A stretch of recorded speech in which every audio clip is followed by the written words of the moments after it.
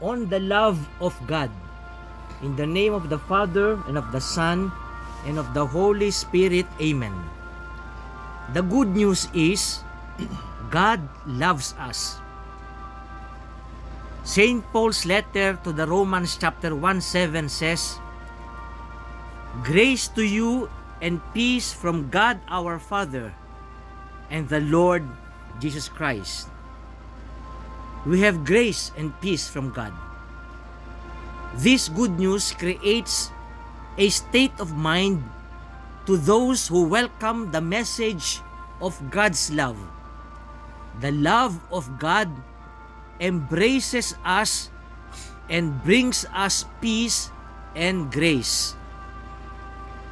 Concerning God's love, the most important thing is not that we love God, but that God loves us and that He loved us first. In 1 John 4:10, we read, In this is love, not that we loved God, but that He loved us and sent His Son to be the atoning sacrifice for our sins. God Himself assures us that He loves us. In John 16 verse 27, we read, The Father loves you. Everything that God does and says in the Bible is love. Even His anger is nothing but love. As 1 John 4:8 says, God is love. God talks to us of His love by making use of images. Here are some 7 images of God's love. First, the image of paternal love. In Hosea 11 verses 1 to 4, we read, When Israel was a child, I loved him. It was I who taught Ephraim to walk. I took them up in my arms. I led them with cords of compassion, with the bands of love, and I became to them as one who eases the yoke of their jaws, and I bent down to them and fed them. Second image of God's love, the image of maternal love. In Isaiah chapter 66 verse 13, we read, Can a mother forget her child, that she should have no compassion on the son of her womb? Isaiah 49:15. As one whom his mother comforts, so I will comfort you. Isaiah 66:13. The third image of God's love is the image of nuptial love. In Isaiah 62 verse 5, For as a young man marries a young woman, so shall your builder marry you. And as the bridegroom rejoices over the bride, so shall your God rejoice over you. God is the bridegroom, and His chosen people are His bride.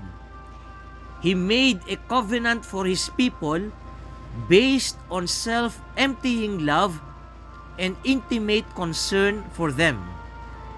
In Hosea chapter 2 verses 19 to 20, I will betroth you to myself forever, betroth you with integrity and justice, with tenderness and love. I will betroth you to myself with faithfulness, and you will come to know Yahweh. Fourth image of God's love, the image of the Good Shepherd who feeds and protects us. In Psalm 23 verses 1 and 4 to 5, we read, "The Lord is my shepherd. Your shepherd's rod and staff protect me. You prepare a banquet for me." Fifth, the fifth image of God's love for us is the image of the Good Samaritan who binds up our wounds and sees to our healing. In Luke 10 verses 33 to 34, we read, "But a Samaritan who was traveling that way came upon the man, and when he saw him, his heart was filled with pity. He went over to him, poured oil and wine on his wounds, and bandaged them, and took care of him." The sixth image of God's love for us is the image of the vine dresser who protects his vines from the foxes, but who also prunes the vines for greater fruit. In the Song of Songs chapter 2 verse 15, we read, "Catch the foxes, the little foxes, before they ruin our vineyard in bloom." And in John 15 verses 1 to 2, we read, "I am the real vine, and my Father is the gardener. He breaks off every branch in me that does not bear fruit, and he prunes away every branch that does bear fruit, so that it will be clean and bear more fruit." The seventh image of God's love for us is the image of the judge who can sentence us to an eternal life of happiness with Him or separation from Him. Jesus speaks of the Son of Man coming on the last judgment in His glory and gathering before Him all the nations, separating them as the shepherd separates the sheep from the goats.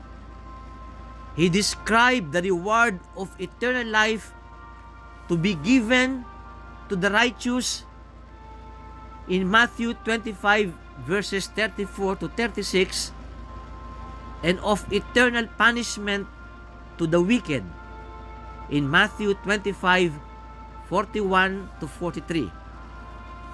For the righteous, Jesus says, "Come, you that are blessed by my Father, inherit the kingdom prepared for you from the foundation of the world. For I was hungry, and you gave me food. I was thirsty, and you gave me something to drink. I was a stranger, and you welcomed me. I was naked, and you gave me clothing. I was sick, and you took care of me. I was in prison, and you visited me."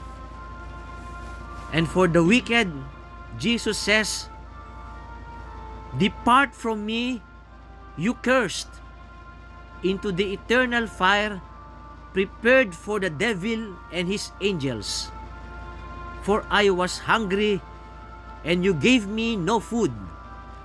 I was thirsty, and you gave me no drink. I was a stranger, and you did not welcome me. Naked, and you did not give me clothing. Sick, and in prison, and you did not visit me." Can a good God sentence anyone to eternal punishment? The answer is, God does not sentence anyone to hell. Rather, He wants all to be saved and to come to the knowledge of truth.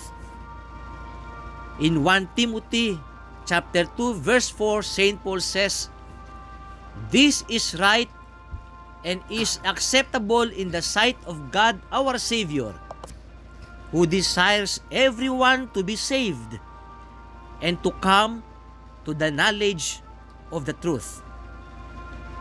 And God gives everyone sufficient grace to be saved. In 2 Corinthians 12 verse 9, St. Paul says, "My grace is sufficient for you." It is the person who sends himself or herself to hell. If the person dies in mortal sin without repenting, then he remains separated from God forever by his own free choice. God respects the freedom He gave us. He never forces anyone to be saved. He allows us to reject Him.